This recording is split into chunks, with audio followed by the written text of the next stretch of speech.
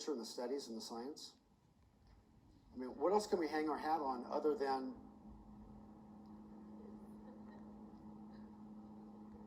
I don't know. I hope that means that they're making lunch. So what do we do for all the signs and symptoms of getting older? Well, I know it's pretty humorous, but it's also pretty sad.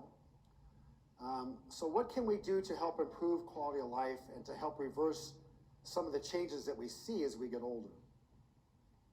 Well, we can optimize our hormones. Okay, estrogen.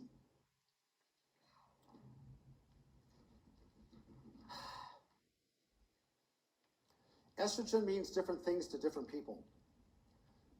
You will lose estrogen when you go through menopause. Men also lose estrogen as they get older too because they lose testosterone. When you lose testosterone, you also will lose estradiol. And when you lose estradiol for both men and women, it will have an adverse effect on your health and wellness. So this is the introduction to estrogen.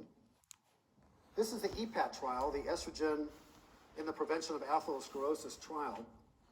And which estrogen did they use in the EPAT trial? The estrogen that they used is the estrogen that I always use, which is estradiol. I never use estrogen. I only use estradiol, if you get my drift. I hope you understand that. The majority of the studies in the literature will state if the term estrogen is used, except for this one, if the term estrogen is used, they typically mean Premarin. In the European studies and some of the NIH studies here in the US, when estradiol is used, they will use the term estradiol, except for the EPAT trial. In the EPAT trial, they administered estradiol, and they only administered estradiol, and the estradiol that they administered was in an oral capsule, an oral tablet that was available commercially as estraze, and the dose of estraze that they used was 2 milligrams. Why? Well, that was what was available commercially. What was also available commercially is 1 milligram. Some studies use 1 milligram, and they didn't see the same benefits or results as 2 milligrams. In the 2 milligram trial, fasting blood sugar, hemoglobin A1C decreased. Insulin sensitivity also increased with estradiol therapy. Why? Because estradiol does what to visceral fat? It decreases it. When you want to increase visceral fat, what can you do? Make a woman go through menopause, or not prescribe estradiol to a menopausal woman, or give them aromatase inhibitors or tamoxifen to block the estrogen receptor site, which will reduce their estradiol, which will increase their visceral fat, insulin resistance, hemoglobin A1C, diabetes, heart disease, and death. Cool. But what about the collateral damage? Yes, but they have to take aromatase inhibitors because they have cancer. Yes, but what about the heart disease? Well, that's just the risk. But long-term risk is greater than the benefit of it. Well, that's just the risk that you take. Well, why are you taking the risk? Well, because the drug companies tell us to do that. But the long-term studies show that there's an increased risk and harm of estrogen deprivation. Yes, but you have to because they have breast cancer. Yes, but you now killed them because of some other collateral damage. Well, that's just the risk that you take. Interesting, isn't it? Anyway, that's what estradiol does. It has an effect on visceral fat, subcutaneous fat, and subsequently blood sugar and lipids. Unopposed 17-estradiol reduces carotid intermediate thickness. Why would you want to do that? Why would you want to reverse plaque? Explain that. Doesn't make sense to me, does it? Does it to you? Sorry for the sarcasm. Well then, if it reverses plaque and reduces plaque, then why isn't every woman out there on estradiol to prevent cardiovascular disease? I don't know. Which one are they taking? They're all taking statins, which does what for blood sugar? It raises it. What does estradiol? It lowers it. Statins will increase the visceral fat, estradiol will lower the visceral fat. And so which one should we use? Obviously the statin. Why? Because there's decrease in events. But there's an increase in diabetes, and long term, it actually makes it worse. Yes, but short term, it makes it much better. But long term, it doesn't. But God forbid that you use estradiol, because we know how bad that is. What study showed that estradiol was so bad? Well, in the WHI trial, I can't tell you the number of times that I've said, what study showed that estradiol was bad? And whoever I was asking the question to said, yeah, but in the WHI trial. Which then makes me respond with, the WHI trial did not look at estradiol, it looked at Premarin and Provera. Well, you have to assume the risks are the same.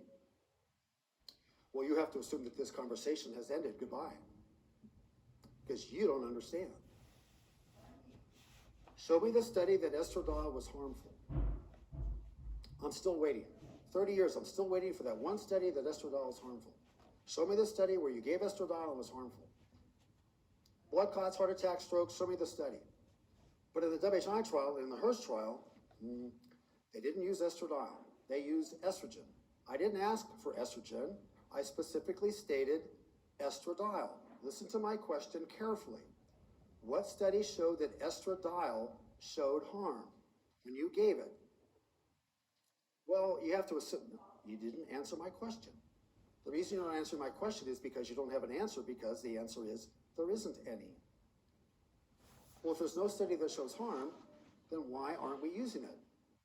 Because in the WHI trial, see what happens when you extrapolate and you assume? And that's what we do here in the US, which is unfortunate. Anyway, you can reverse plaque with 17-beta estradiol.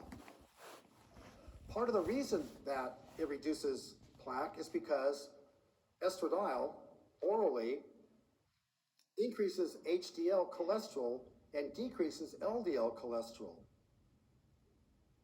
You may not quite understand this. At Beyond Hormones this past year, I looked at why statins only have a 2 to 3% absolute risk reduction in events. Why not 50% risk reduction? Why not like testosterone with 100% risk reduction in all of those long-term studies? Why is it only 2 or 3? Well, because there's an increase in blood sugar. And what happens when there's an increase in blood sugar? Well, there's an increase in dyslipidemia with high triglycerides and a low HDL that causes dyslipidemia. Okay, and what does the dyslipidemia cause? An increase in ApoB, which increases plaque. So then how can we then decrease that ApoB? Well, it's not necessarily the ApoB that's the problem. It's not the level of ApoB that's the problem.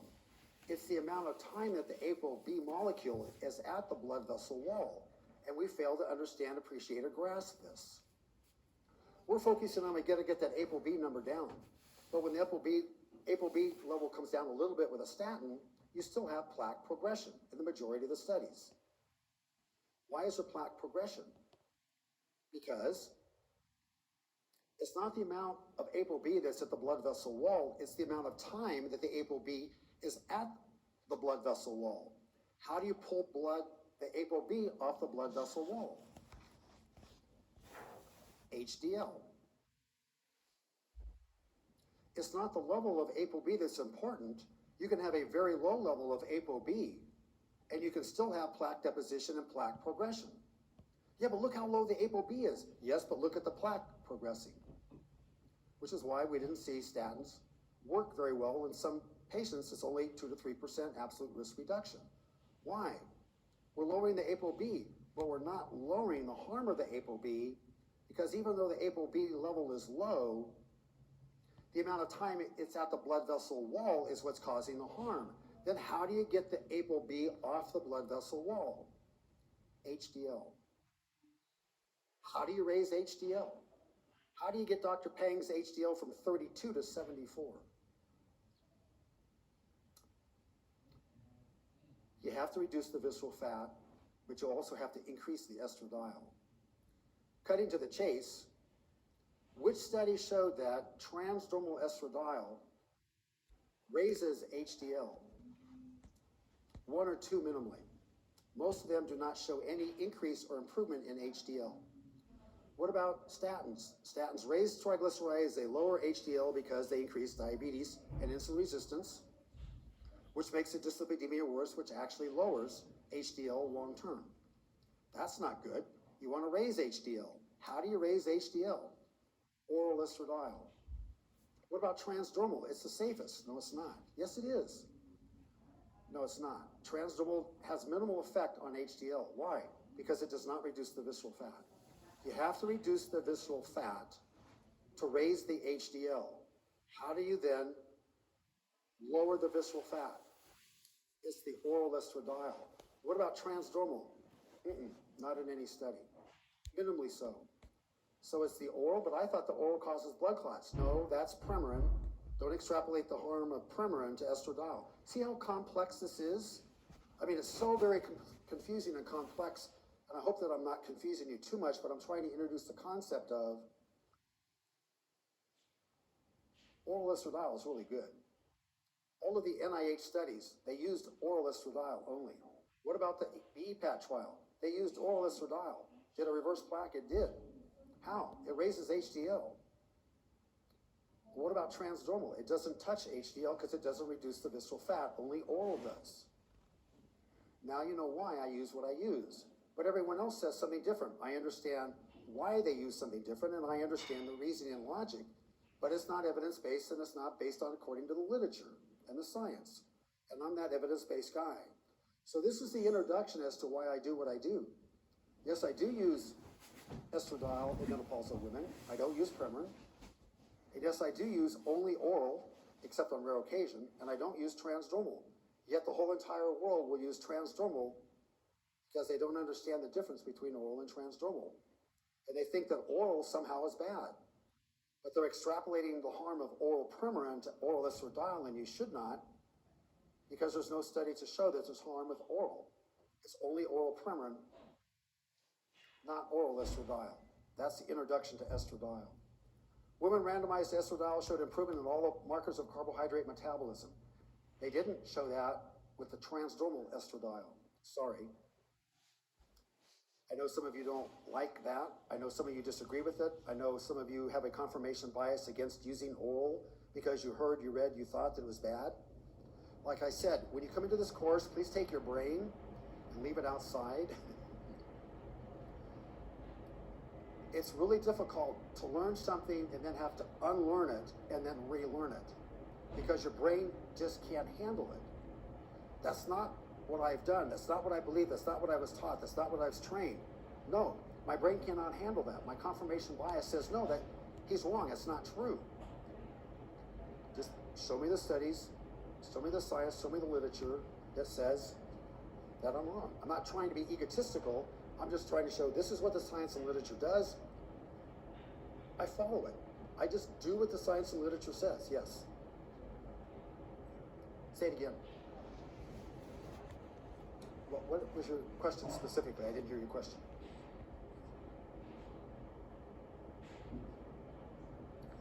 You do not see improvement in HDL with the pellet, cream, or patch. Minimal so. You will with testosterone, you will with thyroid, but not so much with transdermal estradiol. What did it show here? It shows that it's the estradiol improving carbohydrate markers of metabolism with oral. In part 3 course, we'll look at the comparative studies with transdermal versus oral estradiol and show you the results. And then you'll see the comparative studies. So why do all the NIH studies use oral estradiol? Why don't they use transdermal pellet, patch, or cream? Because no study showed any benefit. It's good for menopausal symptoms, yeah. But for cardiovascular protection and plaque reversal, it has to be oral. Yeah, but that's not what I was taught and trained. Okay, I understand that. You can still keep doing what you're doing, but you got to show me why you're doing what you're doing based on the science and literature. I know, I told you, some of you are not going to like what I have to say. Try to leave the brain outside. And moving on, Alzheimer's disease is characterized by age-related deposition of beta amyloid peptide aggregates on neurons. Studies have reported that estrogen replacement therapy protects against the development of Alzheimer's disease in postmenopausal women. It does if you take it earlier on. Increasing evidence indicates that testosterone, especially bioavailable testosterone, that decreases with age in older men, and in postmenopausal women will also have a benefit. Okay. Treatment with testosterone increases secretion of this alpha secretase that tends to block the beta amyloid peptide from depositing on the neurons. The results raise the possibility that testosterone supplementation in men may be protective against Alzheimer's disease, and it may be a protective treatment against Alzheimer's disease in men. Or you could use the aducanumab that's recently FDA approved at $56,000 a year. I would rather prevent it from occurring in the first place. Well, then why don't we use it to prevent it? That's a good question, isn't it? And what about the testosterone is protective? It's the conversion into estradiol. I also want you to understand that, yes, men and women are different. In men, transdermal testosterone can raise estradiol and has a protective effect. In women, you can use transdermal estradiol to raise estradiol in women that has a minimal protective effect, because it's the oral in women that has the most beneficial effect in comparison with the transdermal. I hope you don't get too confused by that. I will address that at a later section. Menopause. After 45 years of clinical research and practice, this is written by Don Gambrill, Professor Emeritus of OBGYN Surgery. I am convinced when the proper regimens and dosages of estrogen are used, there are many benefits from estrogen replacement other than alleviating hot flashes and night sweats, such as urogenital atrophy. It's extremely important to maintain an adequate amount of estrogen inside the vagina to prevent vaginal atrophy, but more importantly, to prevent the inopportunistic takeover by gram-negative bacteria that result in chronic urinary tract infections and urosepsis. Who sees the most cases of urosepsis? I do. 3 o'clock in the morning. They just come in ambulance after ambulance after ambulance. 3 o'clock in the morning. Temperature 103 of tundra. Urogenital atrophy, urogenital infections, urosepsis, period. So, osteoporosis. Who sees the most hip fractures? I do. Every time an ambulance comes by with a gurney, some poor little old lady looking up with this coyote look on her face, and I cuss and I swear. And the nurses go, why do you always cuss and swear when they bring in those hip fractures? Because it's a preventable disease. So whose responsibility is to prevent it? The orthopedist? The gynecologist? No, look in the mirror, it's you. Who should be at the forefront of preventing breast cancer? Look in the mirror, it's you. It's not the oncologist. Cardiovascular disease. Who sees the most heart attacks? Yeah, I know, I do. It's a preventable disease in both men and women, but we ignore it. Well, they just need more statin. Nice try. It's a preventable disease, and all we have to do is give them an adequate amount of estradiol, and we can prevent it. Alzheimer's disease. Who should be at the forefront of preventing Alzheimer's disease? Look in the mirror. It's you. Depression, mood swings. Colorectal cancer can also be prevented by taking estrogen. All colorectal cancer starts off as a polyp. Estrogen decreases polyps. Macular degeneration is primarily a female-related disease of the eye. Not so much in men, more so in women. How can we then possibly prevent macular degeneration in women if it's an estrogen-related disease? Let me think about that. We can inject Avastin into their eye every week. That's probably choice 10 down the list. How can we prevent it? It's in the ophthalmologic literature that estrogen works wonders to prevent macular degeneration. I've tried to educate my local ophthalmologist, and I've given them, here, read this, all the articles on macular degeneration that can be prevented by taking estrogen. It goes in one ear and out the other. They can't conceptualize it. They would just rather inject Avastin into the eye to try to prevent macular degeneration. It's terrible. But these are all estrogen-related diseases that can be prevented. Interesting, isn't it? Moving on. So to confuse you a little bit further, again, this is a medicine course. True or false? The original report from the WHI trial stated that estrogen increases Alzheimer's disease. That statement is true. The original report stated that there was an increase in Alzheimer's disease. Again, one of the many errors that the original researchers stated in the report that was incorrect.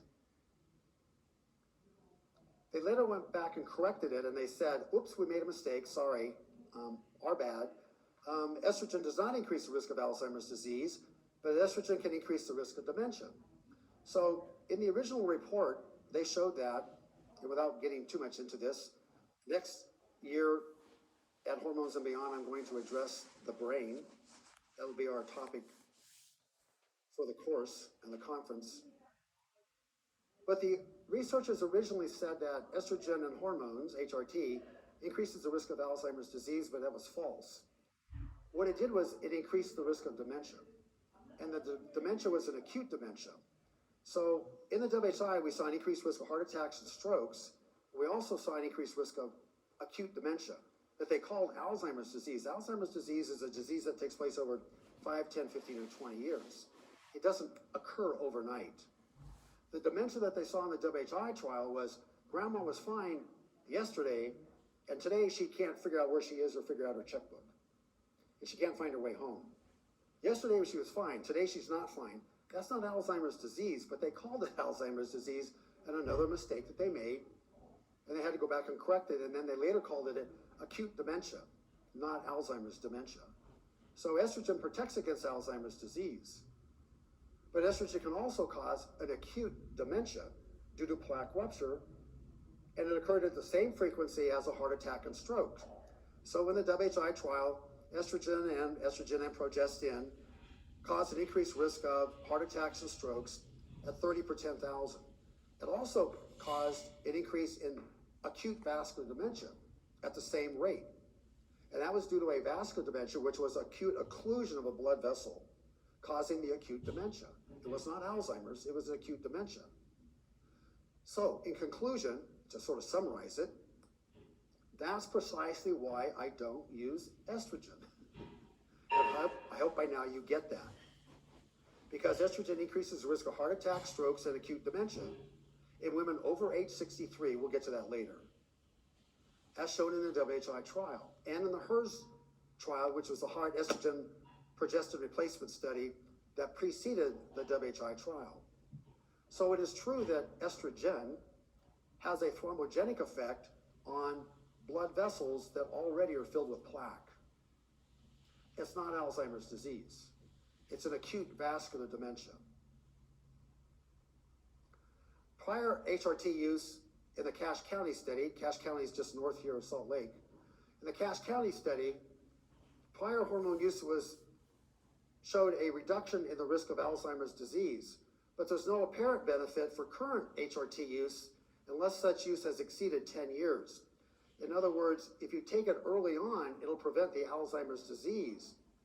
But if you're beyond the 10-year window of menopause, average age 63, and then you start estrogen, it can cause plaque rupture and cause an acute dementia, which they called Alzheimer's disease, but it wasn't Alzheimer's. It was an acute vascular dementia that they extrapolated to be Alzheimer's disease, but it was not. So I hope that you understand those 2 points. One is a vascular dementia, one is Alzheimer's disease. Estrogen protects against Alzheimer's disease. Estrogen can also cause an acute vascular dementia. What hormone protects against Alzheimer's disease and prevents acute vascular dementia? That hormone is estradiol. Now you see why I make that differentiation. You didn't understand it when I first said it, now you understand it. Moving on. There's antioxidant properties of estrogens that account for some of the observed acute vasomotor effects. They're trying to do something with the temperature in the room. I'm sorry, it's cold. Sorry.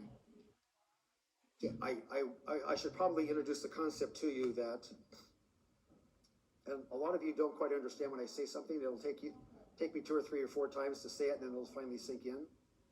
So let me say it. You'll disagree with me, but eventually you'll understand what I'm saying.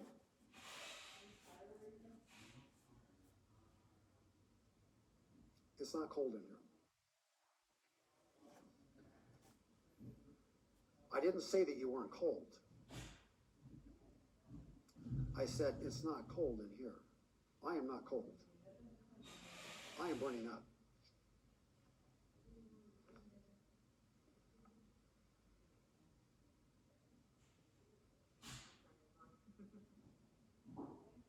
Does she look cold to you? She's in short sleeves. Are you cold, Christy?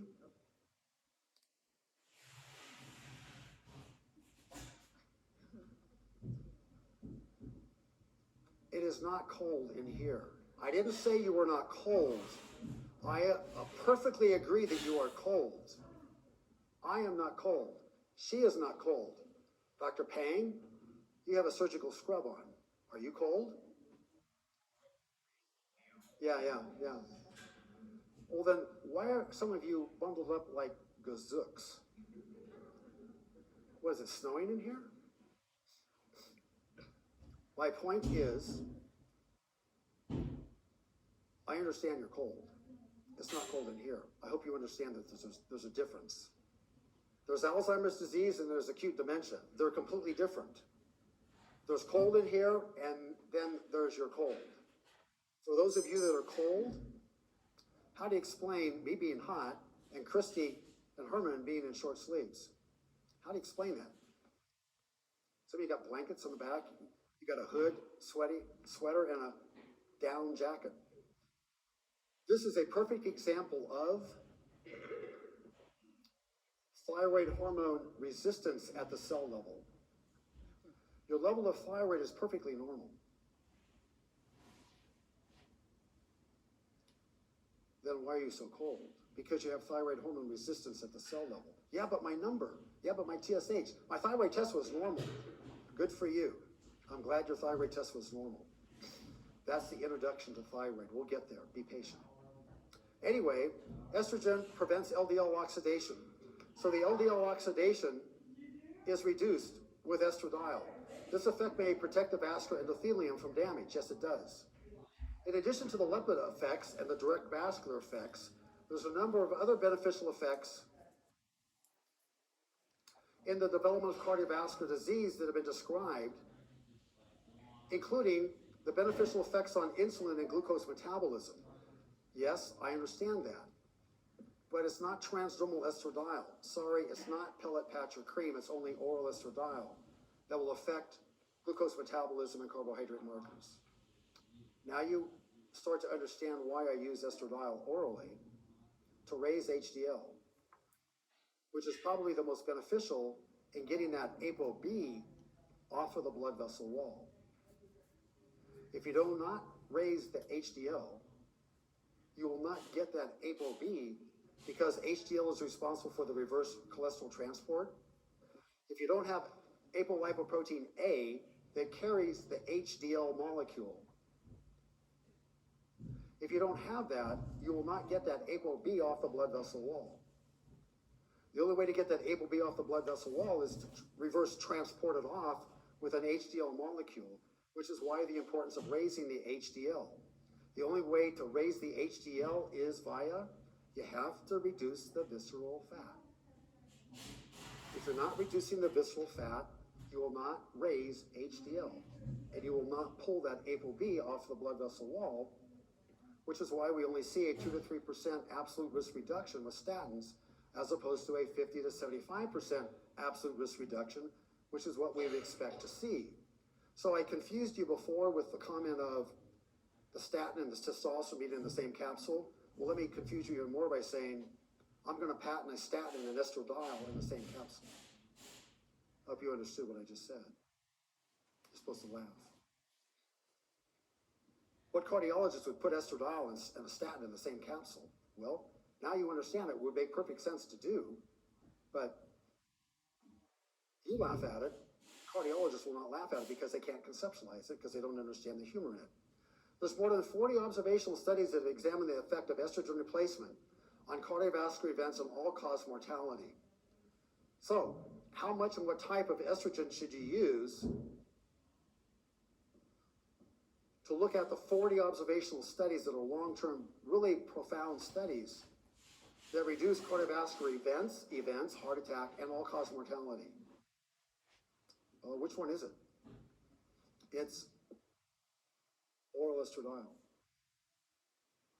Yeah, but that's not what I heard, I read. I know, I understand. Estrogen users had fewer cardiovascular events than non-users in all of these studies, in these 40 long-term observational studies. Significantly less coronary artery disease was found in the estrogen users. Yes, but in the WHI, they found harm in older women over age 63, and all these other observational studies, these 40, they were younger women, not beyond the age of 63, that did not have already pre-established plaque that was mature. Provera inhibits the effect of estrogen on the initiation and progression of coronary artery atherosclerosis. Yeah, we know that. In every single solitary study to date, Provera has adverse effects on blood vessels, vasculature, brain, cancer, insulin resistance, visceral fat. It is such a terrible molecule. The only thing it does good is protect the uterus. On all other aspects, it's a terrible, terrible, harmful molecule. And yet, we still see it used. We still see it prescribed. We still see it manufactured. Pretty amazing, isn't it? Oral Provera inhibits the vasodilatory effect of estrogen. Synthetic progestins have markedly different effects than micronized progesterone, which then screams for an explanation as, well, then why isn't ACOG and NAM saying, we should stop using progestins and preferentially use micronized progesterone? Why don't they say that? Why can't they pull the trigger? You have to understand the politics and economics of the medical societies, and I can't explain it any other way. The combination of Provera and 17-beta estradiol manifested coronary artery vasospasm. Those treated with micronized progesterone and 17-beta estradiol did not. Which one would you like to use? Which one do you think we should use? Which does the science and the literature say that we should use that's safe and efficacious and not harmful? Well, if it's E2, estradiol, and P4, progesterone, then why don't all the guidelines reflect that? Because you don't understand politics and economics. Moving on. Provera had smaller increases from baseline in HDL. Mostly, the studies showed, the PEPI trial showed Provera markedly suppresses HDL because it increases visceral fat, which suppresses HDL. Then women randomized to estrogen alone. So it was the Provera that made the lipid benefits worse. Micronized progesterone makes the lipid benefits positive. Micronized progesterone had less of an inhibitory effect and increases HDL, whereas Provera decreases or suppresses HDL. If you suppress HDL, you allow the ApoB to interact with the blood vessel wall longer. If you increase HDL, you have the reverse transport where you will pull that ApoB molecule off the blood vessel wall to prevent the endothelial dysfunction and plaque. Now you understand the importance of HDL, and now you understand why I use what I use. I don't use progestins, and I will use estradiol orally to try to raise the HDL as much as I possibly can. Estrogen users who had coronary artery disease at baseline, in other words, secondary prevention, they already had the disease and we gave them estrogen, had significantly better survival rates than non-users. This was in younger women under age 63 that had established disease. In older women over 63, as in the WHI, estrogen causes plaque rupture if you're over age 63. If you're under age 63, estrogen did not cause plaque rupture and it was actually beneficial. We'll get to these other studies later, but to cut to the chase, estrogen is harmful in older women over age 63 because it causes plaque rupture, which causes strokes and heart attacks. What study showed that oral estradiol use in older women caused strokes, heart attacks, or blood clots? I'm waiting. Yeah, I know. Don't look too hard. None. Zero. So oral estradiol is safe in every study? Yes. But oral estrogen is not? No, it's not. But oral estrogen is very beneficial in younger women under age 63, but just not in older women. Well, what about estradiol? Wasn't it harmful too in older women? No. In any study? No. Were there studies that looked at it? Yeah. Long-term? Yeah. The Finnish study, the Danish osteoporosis study, 10-year study, randomized control trial. Any harm? No. None. None? None. Heart attacks, strokes, blood clots? None. None. Zero. What was the relative risk? 0.8. With estradiol orally? Yeah. 0.8. Wow.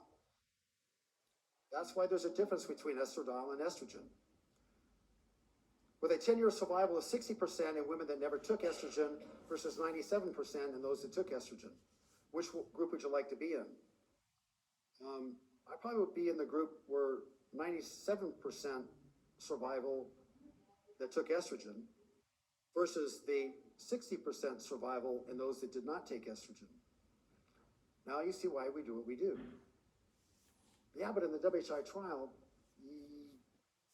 but what about all those other studies in younger women under age 60 that showed benefit? Well, we'll ignore those because you shouldn't ignore those.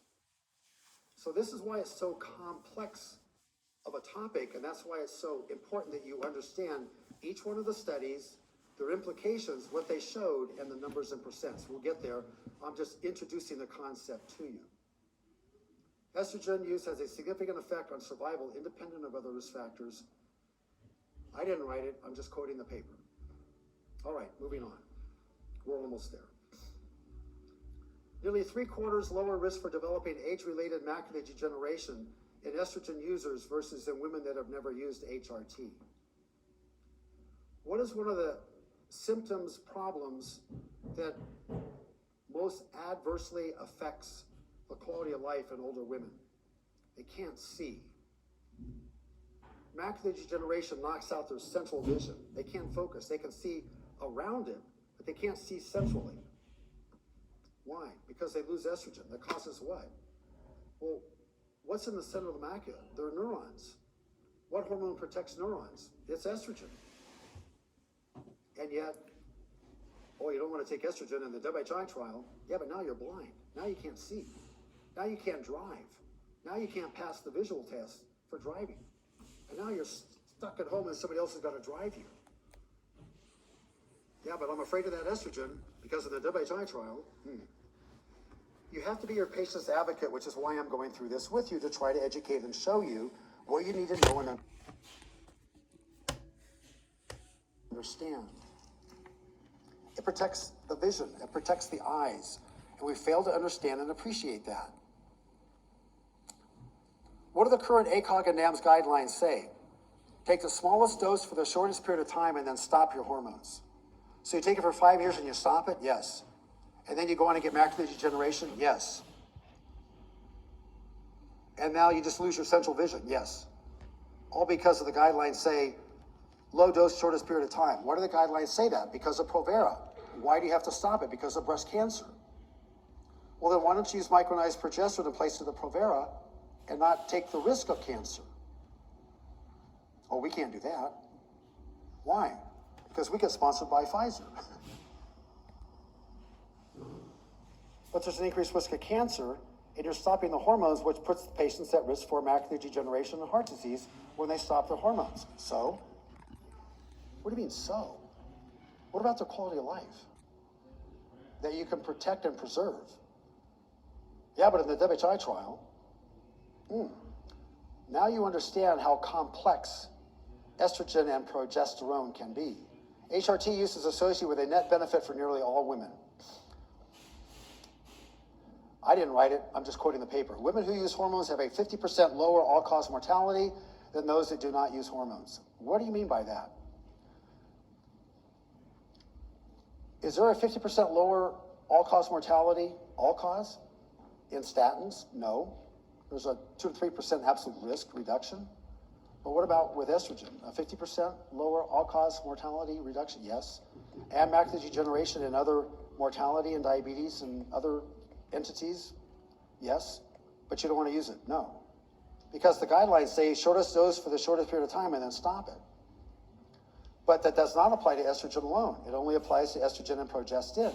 But you've got a uterus, then you have to take the progestin. No, you don't. Why don't you take progesterone? You can't. Why? Well, because the guidelines don't say that.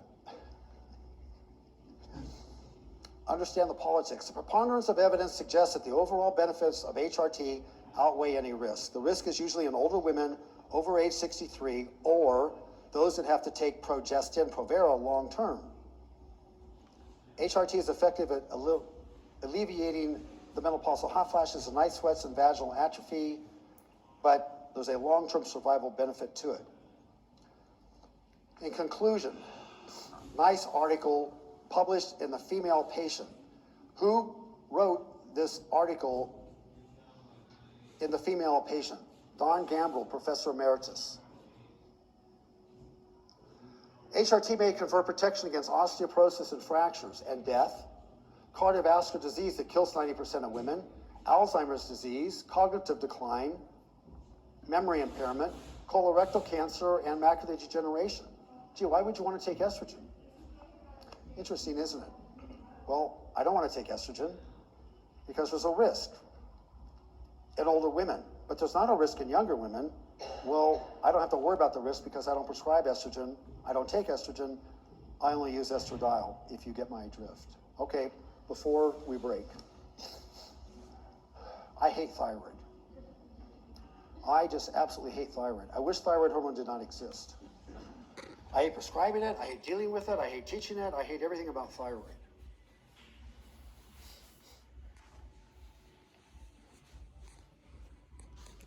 And all of those patients that are women that come to me and say, I've changed their life, it's because of thyroid.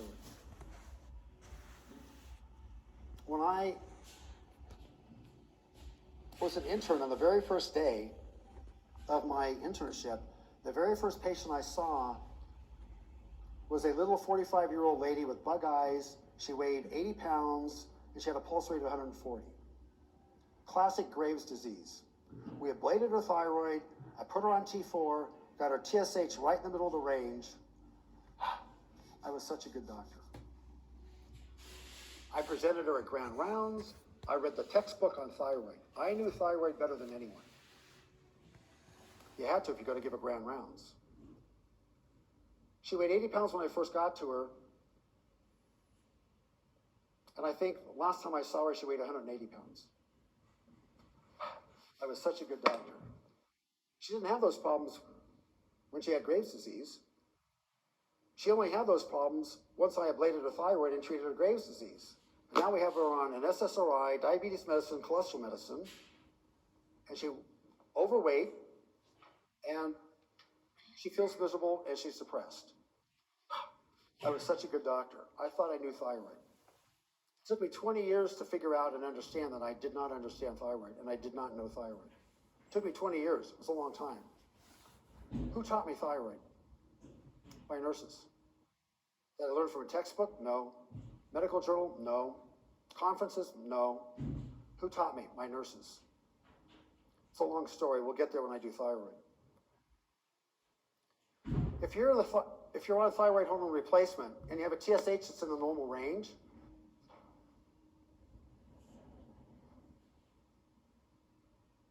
tap her. you have a TSH that's in the normal range and are still having a wide range of thyroid-related symptoms, cold, tired, and fatigued, you may be one of millions of thyroid patients suffering from undertreated hypothyroidism. Dr. Pang, Christie are not suffering from undertreated hypothyroidism. It's hypothyroidism at the cell level. That means you still have hypothyroid symptoms, such as fatigue, weight gain, depression, fibromyalgia, pain, aches and pains throughout the body, hair loss, thin skin, thin hair, thin nails, infertility, but you still have a normal TSH level. Everyone's got normal thyroid hormone levels. Then why are you suffering from all of these symptoms? Well, if you have those symptoms, it's not related to thyroid. It can be related to thyroid because your TSH is normal. The American Thyroid Association says if your TSH is normal and you have these symptoms, the symptoms are not related to thyroid. Well, then what are they?